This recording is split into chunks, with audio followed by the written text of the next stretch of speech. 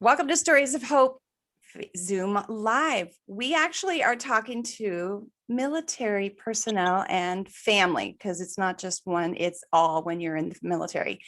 And I don't know if anyone knows it, but May is Military Appreciation Month. So I'm going to say thank you to those who shared with me that it is. Otherwise, I wouldn't have known that. I only know the two holidays.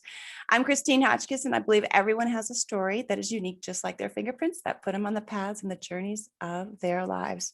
Some find purpose, as you will find out in our interview this evening. So let me get started right away because there's so much to pack in such a short amount of time. My first guest, and I'm going to cheat here because I couldn't memorize all three of everyone's credentials and their experiences. So my first guest is Rick Kreiberg. He served honorably for 35 years in the U.S. military, retiring as a command sergeant major. During his career, he served with distinction in numerous leadership positions throughout the world, both in combat and in peace times. I like that. Upon his retirement in 2018, Rick founded Veterans Affinity, a nonprofit who ensure elderly veterans receive the care they need and the VA benefits they have earned. Oh, we do know this one quite well. My next guest is Kathy Gallowitz. She also is a third-generation veteran who served nearly 30 years in the Air Force as a nurse or public affairs officer. In response to 9/11, she designed and executed a never-been-done-before statewide outreach office for the Ohio National Guard to educate and engage civilians in support of troops and their families. Through her business, Vanguard Veteran, she equips civilians to become veteran champions. And Dawn Christian is the very proud mother of an American soldier who fought in the war in Iraq. She is the founder of Sycamore Sunrise Ranch. This also is a nonprofit organization that will offer hiking, fishing, boating, recreational sports, or just some quiet time or meditation for veterans with PTSD and their families. Please help me welcome my guests this evening. Hello, everybody. Hey, hello, Christine. Hello. That was a lot to read. You did well. You did well. Yes. Thank you guys for coming here and doing this. It is a month that is very important, and we'll get into some other holidays that we kind of mix up as civilians, as the word has been used many times in your introductions. So without further ado, Rick, I'm going to go ahead and start with you, and I'm going to have you give about 5 minutes or so about telling us about who you are and what you do. Okay. Thanks, Christine, and thank Kelly and Dawn. It's great for all of us to get together and share our stories and see how we can collaborate to make a difference. So what I do is Christine put out so eloquently, I retired from the Army. I got out here in the real world, lost in the sauce, as they say, very confused, and I struggled for a bit. So what helped me was I need to find a way to continue serving. So I got involved in various veteran communities and realized that some of our elderly veterans were struggling with resources. A lot of them, for some of them their own choice, and some of them because they gave up on the bureaucracy that sometimes the VA operates in. They operate in a really bad bureaucracy system. So in any case, what I do is I help our veterans do one of three things, which I believe, in my opinion, my experience, there's three challenges that our veterans face: housing, care, and benefits. So I have veterans on opposite ends of the scale. I have veterans that are either homeless and need transitional housing and start working their way up into their own apartments, find a home, and so forth. Or on the opposite end, where I might have an 85-year-old who can no longer take care of him or herself, and I need to find an assisted living or a group home or something like that for them. The second piece that I do is the care. So a lot of our veterans, unfortunately, haven't taken care of themselves over the years. So they need resources, they need help. So I collaborate with the VA, and I also collaborate with a healthcare company that uses the VA and Medicare benefits to ensure that these guys and gals, they get the care that they need in their homes. Once they're in suitable housing and they're safe and they're getting the care that they need, then I help them with their VA benefits. And so a lot of folks, especially wartime era veterans, are entitled to numerous benefits that will help them with additional care that the VA or Medicare may not provide. So once I've done all that, Then it comes down to restoring their honor. A lot of our, especially our Vietnam veterans, they've missed out on a lot of the parades, they've missed out on the recognition, they've missed out on so much. So now it's about, let me restore some of that honor. Let me get the community involved. Let's get you that Vietnam veteran hat. Let's get you down to the VA. Give us another shot, another chance to make it right with the veterans. So you know what, we screwed up as a society, but now this is the time to make it right. So in a nutshell, that's my mission. That's what I do day in and day out, is to help our veterans, but primarily our 65 and older veterans. Wow, that's quite a bit. Thank you. That's amazing. Oh, Kathy, you please tell me what you're doing. Wow. Sergeant Major, you're still working really hard, buddy. Thank you for what you're doing. I married much. a 25-year active Army combat veteran. He was with the 101st most of his career. So he likes to kid me and saying, one day you'll get to be Army strong too, right? Yeah. And it's, I think it's probably true. So thanks for having me, Christine. It's awesome to be here. Vanguard Veteran equips civilians to become veteran champions. And I define that as a civilian, someone who's never served, who creates mutually beneficial activities and services that promote quality of life, workforce, and community. And if you're not sure what all that means, please go to Amazon and buy my book called Beyond Thank You for Your Service, the Veteran Champion Handbook for Civilians. It was my honor to showcase nearly 20 veteran champions from all segments of society: employers, lawyers, healthcare providers, community leaders, educators, and neighbors, because everybody can do something. And so we talk about real practical ways that from where you're at, you can do more to support military connected people. Because you know what? It's not rocket science. It's people science. Because I don't know if our listeners know, but 55% of our veterans feel disconnected from mainstream America. And about 74 to 81% of those same veterans feel like America does not understand the challenges they faced. In my life experience, having grown up as a Navy brat, I moved 20 times before the age of 35. And I think I was 40 years old before I even went to a funeral, right? So I experienced that feeling of disconnection myself firsthand. And so this work really is my life's calling. Another key statistic I want to share is that 70% of human resource professionals do not understand how to hire and retain veteran talent. There's really a gap there. Although employers are hiring veterans in record numbers and veteran unemployment is consistently lower than civilian unemployment, even with COVID, even as a result of the pandemic, HR professionals still have a lot to learn. And oh, by the way, we have a lot better job to do to help our job seeker veterans get ready for that job search so that they're not lost in the sauce, like Rick said. And then the other thing that's really important is about 40% of Iraq and Afghanistan veterans have a difficult time regaining a sense of purpose and meaning in their life, and or lose touch with their spirituality. My combat veteran's raising his eyebrows. Rick, you get it, right? And so I'm very passionate, along with helping employers develop a veteran-ready strategy. I work with faith communities to help them develop a volunteer-led military ministry inside their congregation. It's about building friendships. It's about support. It's about being knowledgeable, how to refer people to resources when needed.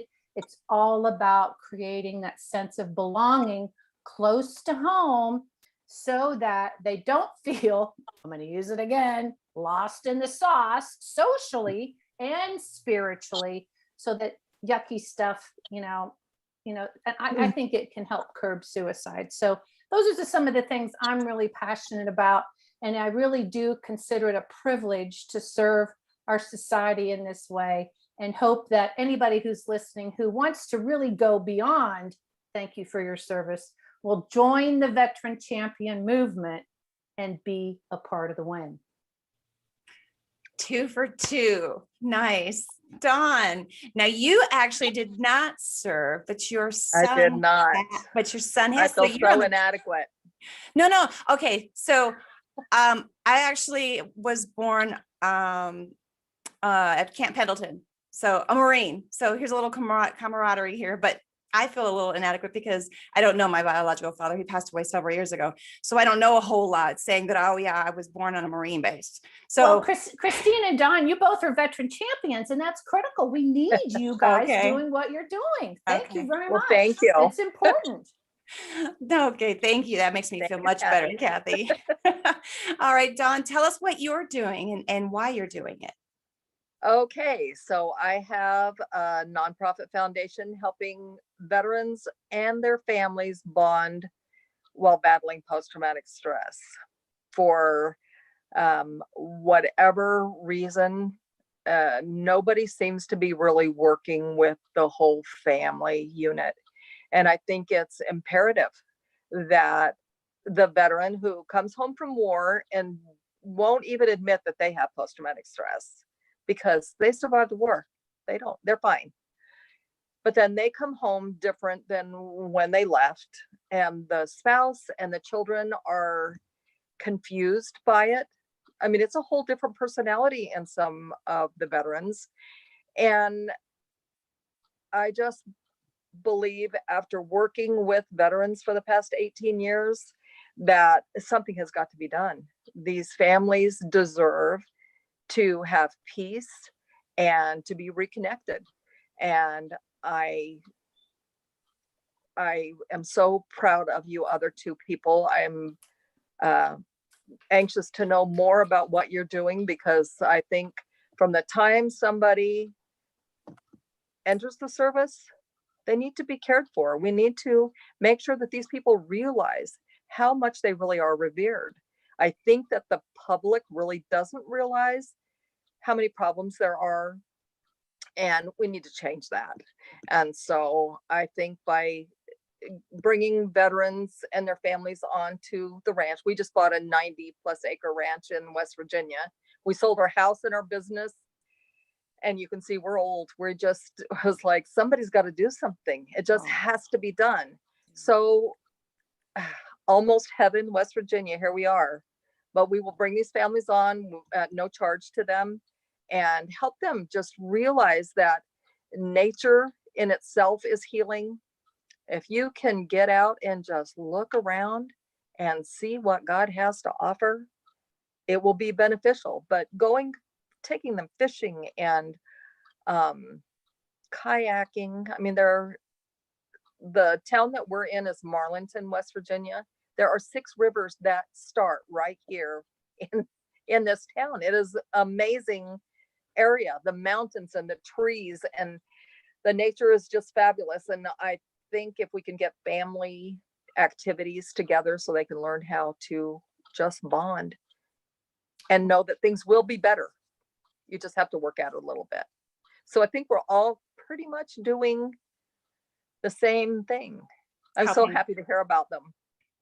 And there's so many other organizations that are out there too. I just was able to put you guys together today, and you have a little bit, but you have the same mission. You're all wanting to help the veterans, and you're also helping the families, because I had mentioned in the beginning, and Rick and I actually just met for the first time last week, so he can meet one of my friends who was a Vietnam veteran. And I get concerned when I hear certain things because I don't understand, because I can't relate. So Rick was really kind enough to be able to come and meet with us. Crazy enough, I sat there just like this in a tennis match, watching them compare stories and all the things that they knew. And it made me happy inside, because I understand that this person had to have a Me Too factor. And Rick, that was the Me Too factor you were giving my friend Louie. And it's definitely a blessing. Yeah, for Definitely. me, because I can only relate to him on a level that I know him. I don't know that part of him. So I wanted to tell you again, Rick, thank you for meeting with us. Honor. And as y'all have mentioned, there's PTSD, there's the workforce. What would you say is the biggest challenge that we as civilians need to acknowledge, so that we don't look at someone that we think is not able to perform a job? Like we've seen people on, and I saw this yesterday, actually, I thought of you guys all. this gentleman had a sign that said he was a veteran, but he was homeless. And I really don't know how much of that is truth when I hear you each talk about different organizations and parts of communities that can help these individuals. Can someone help me with that one? I don't necessarily have homeless statistics memorized. However, I am very encouraged by what the VA and other organizations are doing to help veteran homelessness. I am a master's prepared nurse. And so, I appreciate and I'm sensitive to the fact that homelessness sometimes is a choice. Yeah. And oftentimes there's, mental health, substance abuse that complicates everything. But, veteran unemployment, veteran homelessness is still a concern, but I am proud to see what is happening to address that. The way I'd like to answer your question, though, is I fundamentally believe that the two gaps that I addressed in my introduction are still really big ones that really make a huge impact on the quality of life. For instance, if a veteran gets a job where they feel like their skills are appreciated, valued, they're challenged, they are in a good work culture, they are more productive, they are more loyal, they are less absent than their civilian counterparts. And so if you get a good job and you can pay your bills, your family, you're happy, your family's happy, and the employer is happy. Okay. And then I think the spiritual disconnect of, how our faith community can support that post-military transition, whether or not you're a combat veteran. Okay. I think those are two fundamental holes that still really need to be addressed by our society.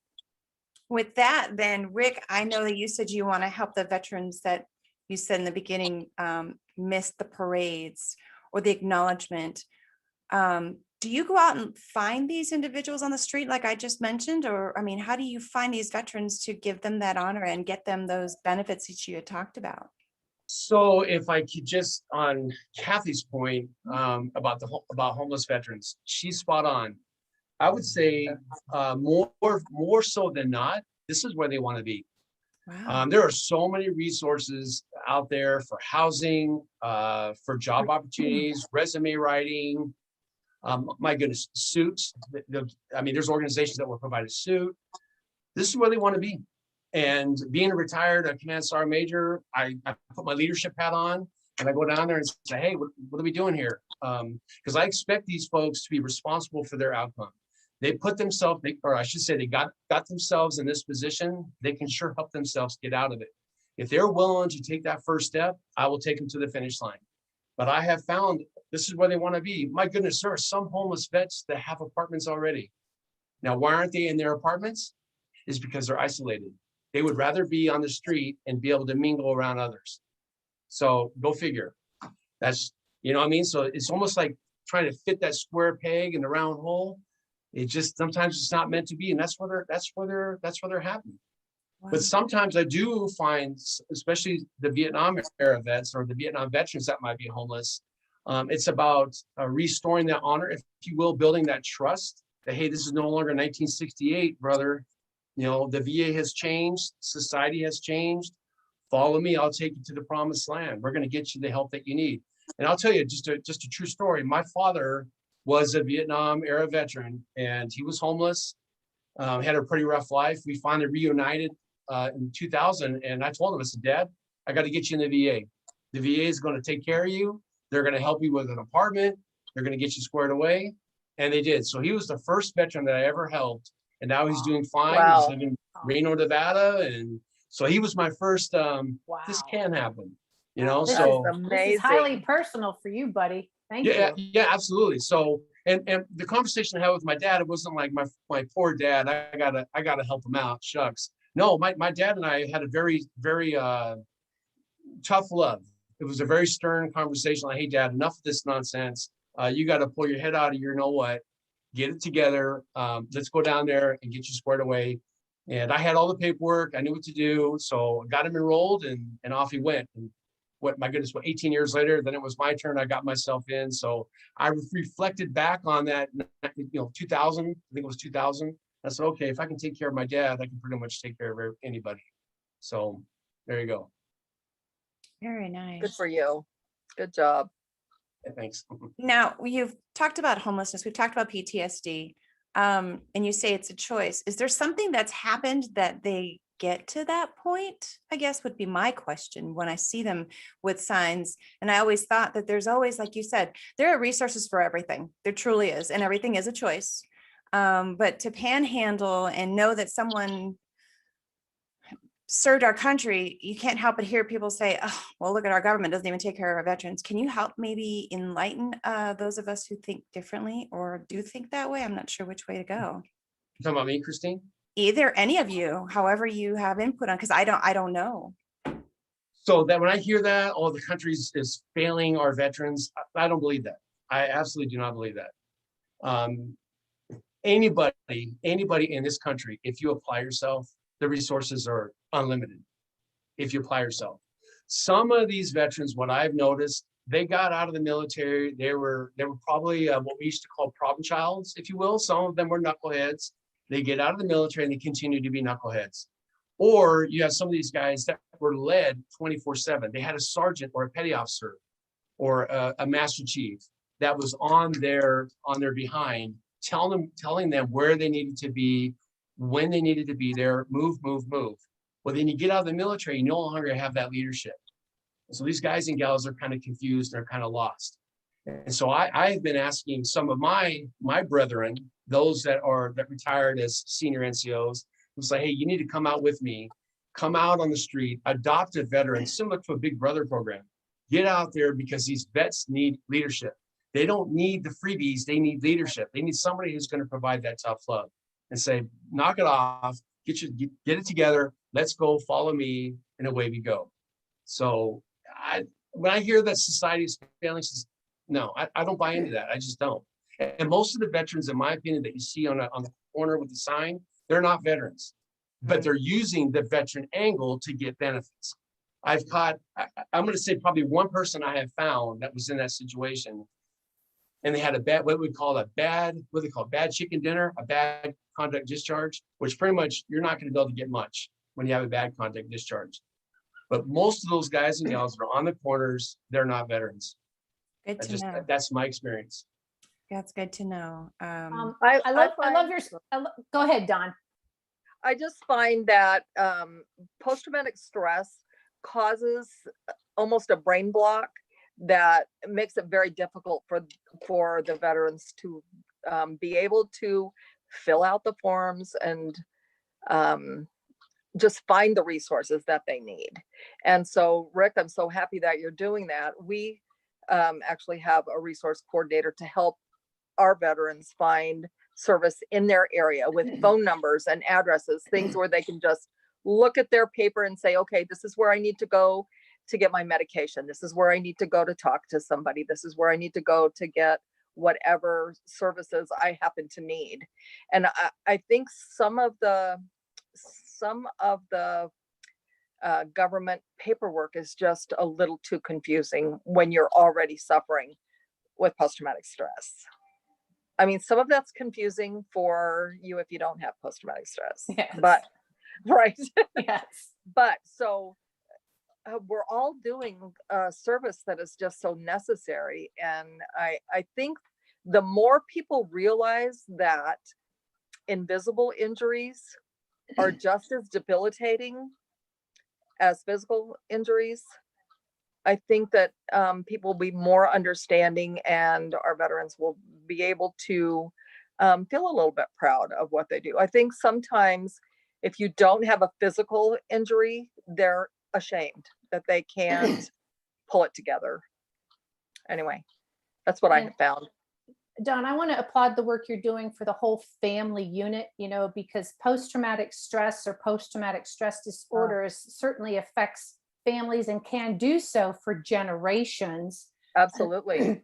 Unless, treatment is gotten and the family understands, maybe what they can do or shouldn't do to support And I just want to make a couple comments in regards to PTSD. And first of all, the VA says that about 20% is the statistic I keep saying of Iraq and It's Afghanistan. way higher than that. Is it? I think it is. I've heard I maybe think for 30% this for I think for Vietnam this veterans. generation it is. Pardon? I said, I think for this generation, it's higher. Okay, well, when I look at the VA, that's what they report. They report it for they report about 30% for Vietnam veterans at some time in their lifetime. You know how what these definitions are and such. I mean, I hear what you're saying, Don, but anyway, I do want to say that you know, PTSD is something that people can live with. Absolutely. And manage their triggers well, and you know, be good employees, good community members.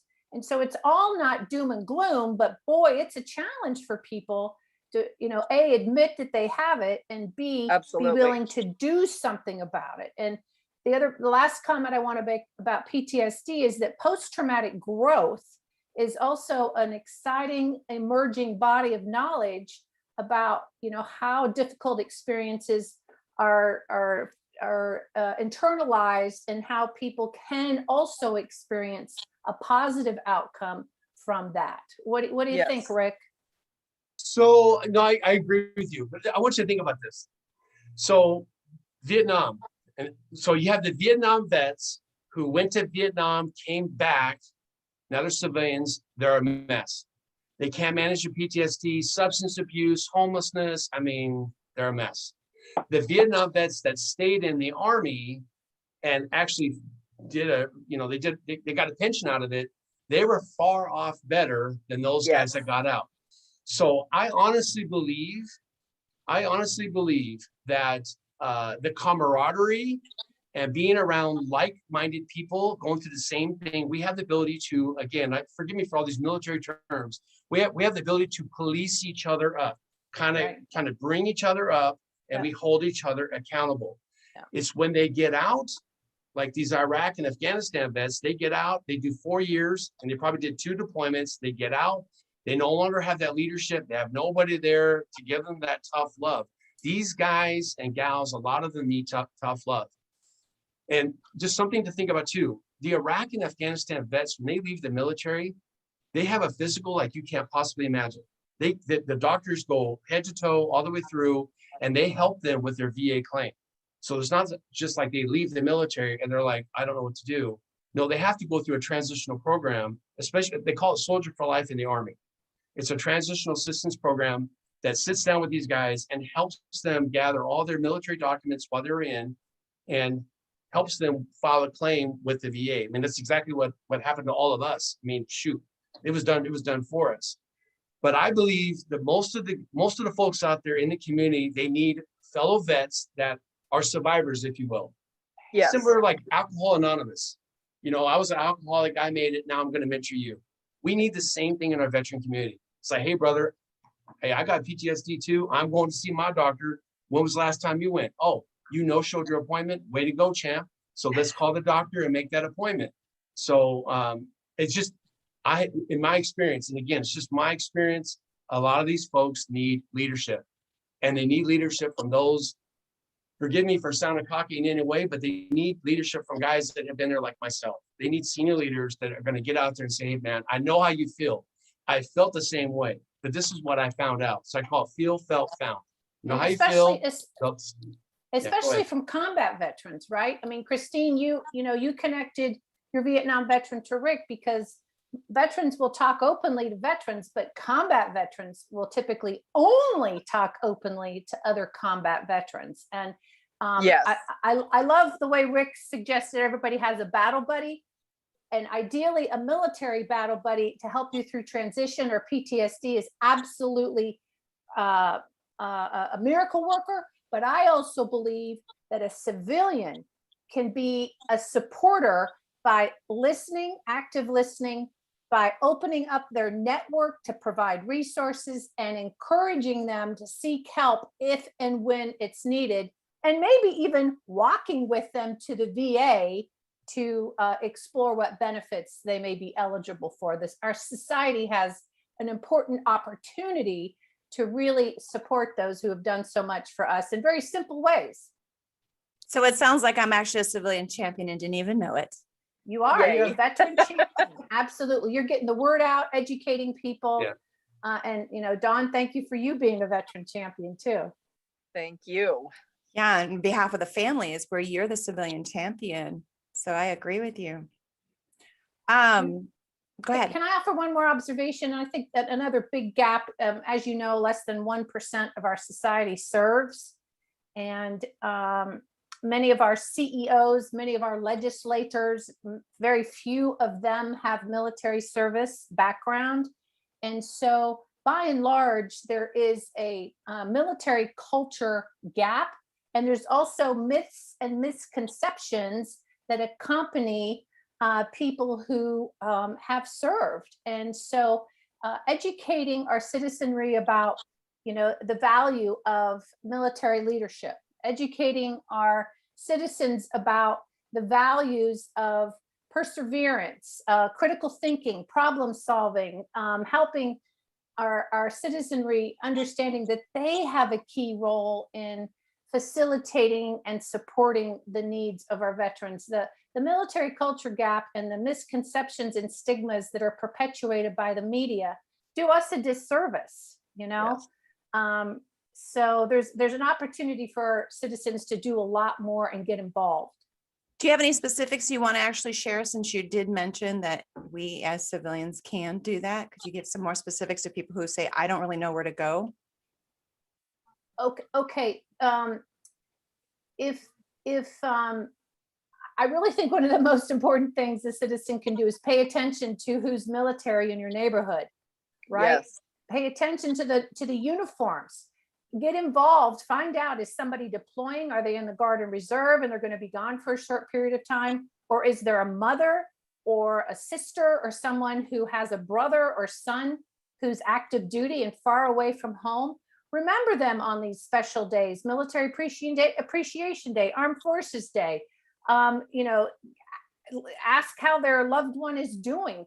Offer a listening ear. Don't pry, but, you know, show your concern and interest. Actively listen and let the person take the story where they want it to go. As Rick knows, storytelling is absolutely healing and important, right? Dawn, Yeah. don't you bring? Absolutely. Absolutely. Tell me about the storytelling that you all do. Well, I guess I need to say that when my son went to Iraq, I wasn't happy about it. I was not happy when he joined the Army. And he said, Mother, you raised us to be patriotic. And I was like, oh, really? Like, okay, but I was not happy about it. And he was there at the very beginning of the war. He actually shipped out 2 weeks after that conflict started. So there was no communication. They didn't have the proper supplies. I mean, it really was a wild ride. We started by sending the supplies that they needed. I mean, they didn't even have flavoring for their water, so that it was so that they were able to keep the water down. The water tasted so bad that they would puke it up, but they knew they had to drink it because it was so hot. I mean, 140 degrees sometimes there. Anyway, so we started out with packages, and not knowing anything about any of this. My dad was a World War II vet. And he was very closed off. And we, of course, we didn't know why. We didn't know anything about it. Anyway, so the more we started helping the troops, then people started paying attention, saying, oh yeah, these guys need food, they need underwear, they need socks and heaters and misters, and all that was being done. Then when there were enough groups, I felt taking care of that. Oh, I forgot. So I had to go to state legislature and complain about everybody not having what they needed. How's that for a champion right there? It was tough. I'm not good at speaking and I'm really shy. So it was hard for me. But anyway, after we got all that taken care of, I realized that our Vietnam vets were so poorly treated by other Americans. You know, it was crazy. So we did a lot of fundraisers and things for different veteran groups.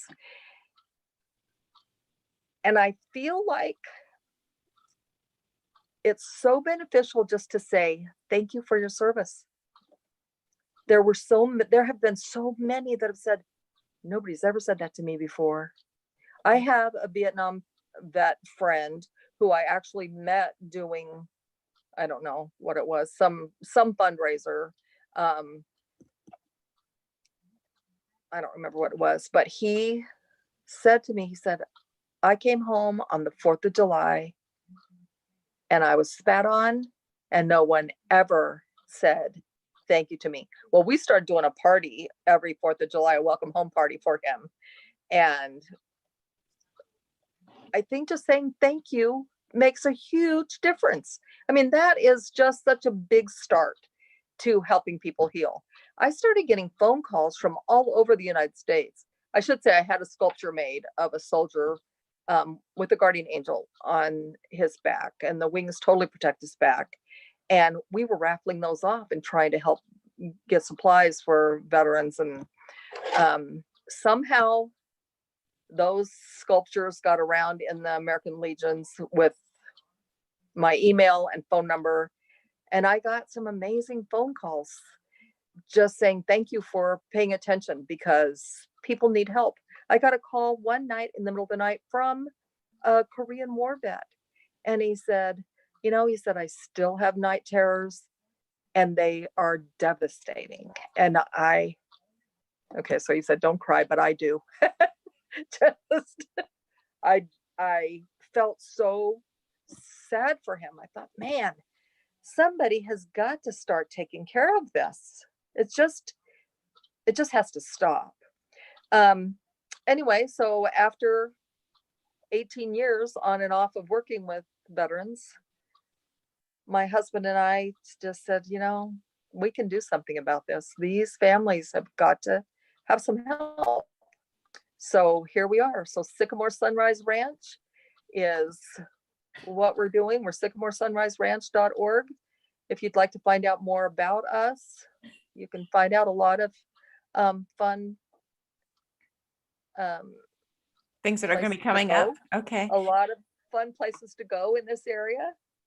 So go ahead. With a few minutes remaining, there's a couple of things I wanted to ask real quick, and then I'll have a final question for each of you. And so we learned, me as a civilian, not being a part of the military, except being born on a base, and that was it. I didn't know anything about the life. Military Appreciation Month has been expressed, but then there's 2 other holidays. I'm gonna let Rick actually answer this one and let the civilians know what is the difference between the other 2 holidays that we hear about, Veterans and Memorial Day, because we are coming upon them. So thanks, Christine. I appreciate you bringing it up. So I call it the public service announcement. The public, as Dawn is wanting to find ways to thank veterans and to thank those that have served, which is phenomenal. Love it when society, puts forth the effort. But there's three events. One of them is Armed Forces Day, which just passed, which is last Saturday. That's the day that we thank those that are currently serving in uniform. We appreciate their service, and a lot of restaurants will give them discounts if they're serving locally. Then, of course, you have Memorial Day, which is coming up the last Monday of the month, which is a time to reflect. It's a time to remember. It's a time to honor those that have passed, those that have died while serving. And I always say, especially my senior living facilities, it's a time that you can remember your former residents, maybe who have passed in the past year. But it's definitely not the time to celebrate veterans or honor veterans, or we should be doing pinning ceremonies. We shouldn't be doing, it's not about that. It's a time where the chaplains, in my opinion, are the busiest. That's the one day or the one weekend where my chaplains are probably the most busy, as they should be. They don't want to hear me talk because I'm a veteran. I don't want to have a military guy come in and say, hey, here I am, thank you for my service. But it's a chaplain that has a message to remember those that have died. And I found that a lot of groups, they're trying to do good things and they want to do these events. They want to have these pinning ceremonies. And so I got to tell them, I said, no, wait, let's wait till November. Let's wait until then so we can honor our, our veterans, those that have served. So it's just a common message, is a common, misconception on who's, it's because people are trying to do what Don's doing, is trying to thank everybody and try to do the right thing. But sometimes we just got to make sure that we align them on the right days. That's all. Makes sense. So the key word for Memorial Day is memorial, remembering those who have That's already correct. passed on. And remind people, don't say Happy Memorial Day. Yes, great point. Usually post something saying Memorial Day is not a 3-day picnic. There's a reason for Memorial Day. And anyway, Thank that's you. exactly. Spot on. Don't say Happy Memorial Day. Spot on, Don. Yeah, that's good. So I will be watching and seeing anyone that writes it out there. I'm going to have to Maybe you correct can help them. I will Maybe help you can them. help them. I was a civilian champion. I will help them because we want to do it the right way, as you've already Yeah, mentioned. Rick. absolutely.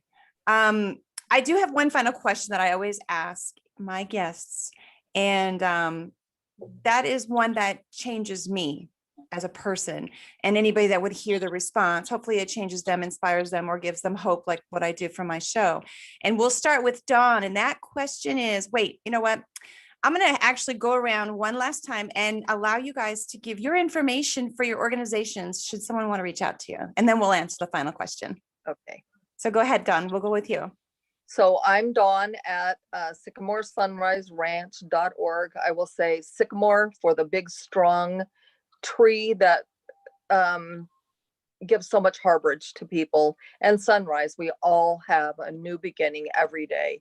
So strong new beginnings, I think, is what our families need. And that's what we're trying to provide. So Sycamore Sunrise Ranch.org. I like that. Rick, go ahead and give us your info. Veterans with an S, Affinity with an A, veteransaffinity.org. That's my webpage. Or you can email me, rick@veteransaffinity.org. Our mission is to ensure our veterans get the care they need and the benefits they've earned. Perfect. Kathy.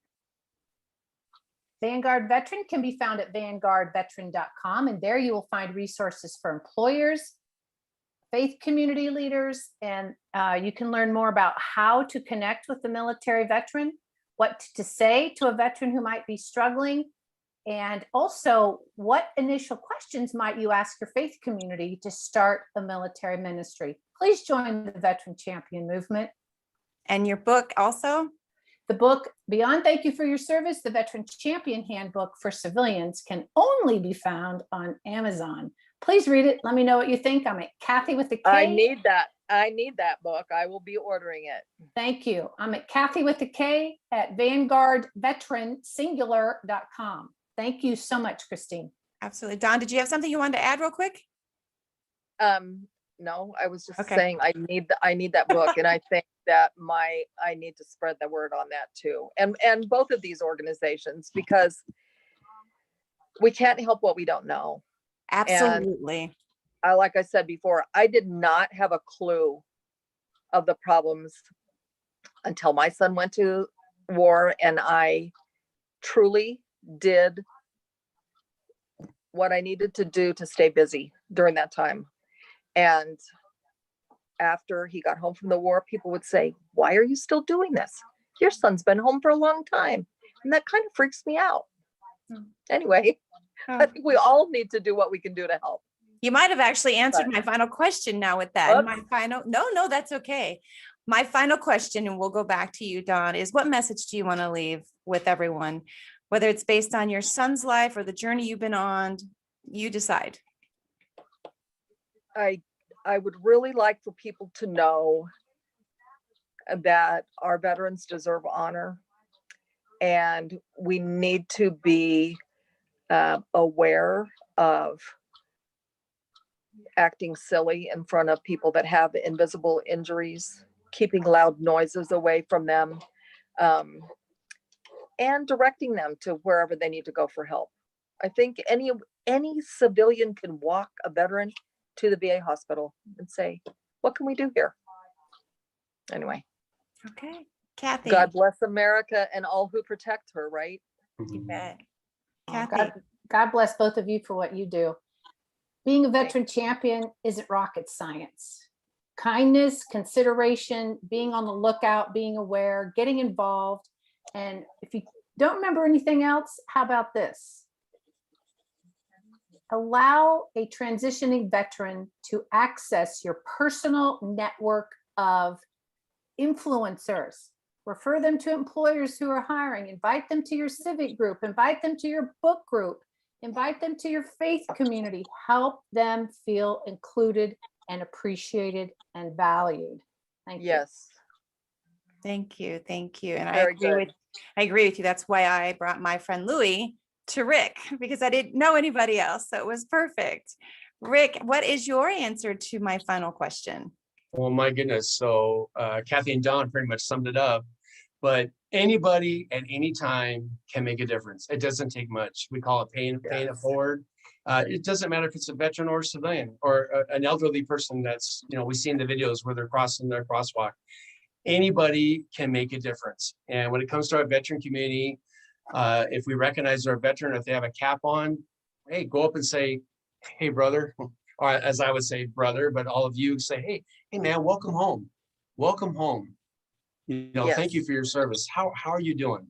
Can I get your breakfast? Can I get your lunch?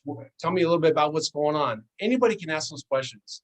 And now that we have the resources and we're collaborating as a community, we have those tentacles out there that we know who to call. You know what? I know somebody who's got a ranch. I know, I know somebody who knows a lot about this, who understands how to communicate with employers. So it's all about, it takes a village, right? It takes a village. So it starts here with the four of us, right? 1, 2, 3, 4, the four of us. It starts with us. That's the way I look at it. Absolutely agree with you. And since you have also given us the distinguished meanings behind Veterans Day and all the other holidays you just mentioned, I say holidays, they are acknowledgement. Would you also like to share, Rick, what's coming up very soon if you're interested, you don't have to be a veteran to enjoy the traveling wall. So I'm sure everybody's heard about the traveling Vietnam Wall. It's the miniature version that travels around the country. Well, it's finally coming to Arizona. It's not coming to Phoenix. It's actually going to be 2 hours away. It's like, come on, guys, bring it down to the Phoenix where the population is. But now it's going to be in the state of Arizona on June 4th. Kathy, I'm not sure are you in Arizona? I am. Maricopa County. Where are you? Oh, I'm in Mesa. Oh, let's get together. That's what I'm saying. That's what I'm saying. So the wall's traveling June 4th, I think, through the 6th. June 4th through the 6th in Williams, Arizona. I don't know. Outside of Flagstaff. It'll be nice and cool there. That's why they don't come to Phoenix, Rick, because they know better. Wow. They'll melt. I'm actually going to be taking my friend Louie up to the wall. When I met Rick and he had shared it with us, he didn't sound like he was like, oh, okay, I've seen it, I've heard it. But I was like, I think there's a difference. Now that I've heard all three of you speak, there's a difference when you actually share this experience and this moment of their life and let them do the storytelling. Let them go back and be a part of it, because it's always going to be a part of their lives, whether I'm in their life every single day or not. Just like we each have our own stories that are with us every single day until we talk about it, and then we are on our own life. So I'm going to actually be going up there where it's cooler and enjoy not just that moment I'm having with him being there because he is a Vietnam vet, but all the other individuals that are going to be there that are coming there for the reasons that they're choosing to come. And I won't get to ask them all, what's your story? I'll know when I get there what their story is. Dawn? Yes. Dawn, Yellow Ribbon. Have you heard of Yellow Ribbon? No. Okay. We have yellow ribbons. I want you to look up Yellow Ribbon, because West Virginia has a lot of Army Reserve and National Guard units in the state of West Virginia. I'm just finding that out. And so Yellow Ribbon it's a program that they being the DoD, Department of Defense, where they'll partner with organizations like yourself, and they'll bring the Guard or the Reserve and their families to your ranch. So a resource. You can be a resource. So you're doing all these great things. You just got to let the military know that you're available. It's really that simple. So Yellow Ribbon. I have lived in Arizona for over 60 years. And we just moved to West Virginia 6 weeks ago. just because we were able to buy this ranch and it has an amazing creek on it. It has an church, and I'm going to put on my website about the old log church. They are allowing us to use that church however we need with our veterans and their families. So it was built in 1835 and it's amazing. So anyway, yes, it'll be great to be in contact with these other people, because being here only 6 weeks, it's been interesting. Look at And that. it's cold here. Our community just came together and you got to Right. take it there. So thank you for that information, Rick, to give to Dawn, as well as the connections that we can have here in Arizona. Is there anything I have forgotten to ask before we do a final close on our fun evening this evening? Christine, I just want to give you a shout out. Thank you for doing what you're doing. Keep up the good work. Anything you can do to educate our citizenry about their opportunity to give back and pay it forward is really helpful. Thank you. Thank you. I'm always wanting to find a way to make not just my life better, but other people's too, because I don't know everyone's story, but it's a Me Too factor that helps us all. But what you do and bringing to light all of the things that people have to deal with, I think it somehow softens people to make them be a little kinder to others, because we don't know what people are going through at any given moment. No, And we all need to be kinder and more welcoming, I think. absolutely. Thank you So all thank you. Thank you guys for all being my guests this evening. I wasn't sure how this was going to go and it worked out great. I got to learn some more information and now there's some connections here no matter where we are at. And that's the best part, the connections and the resources that are available that we didn't know were there. So thank you all for being my guests this evening. Thank you so much. Christine. And thank you, Rick and Kathy. I appreciate knowing what you're doing also. Thank you, Dawn, Rick. I hope Have to a be great in evening, touch. everybody. And to my You too. Awesome. Thank you. To anyone who is seeing this, I thank you for taking the time to hear our discussions this evening and learn more about our military, not just the appreciation of what they've done, but what you can do also as being a champion civilian, as it's been noted several times, because everyone can be a civilian champion.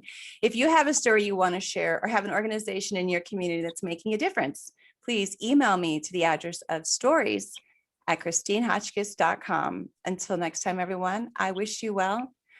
And you take care. Good night. I know. Good night. Thank you.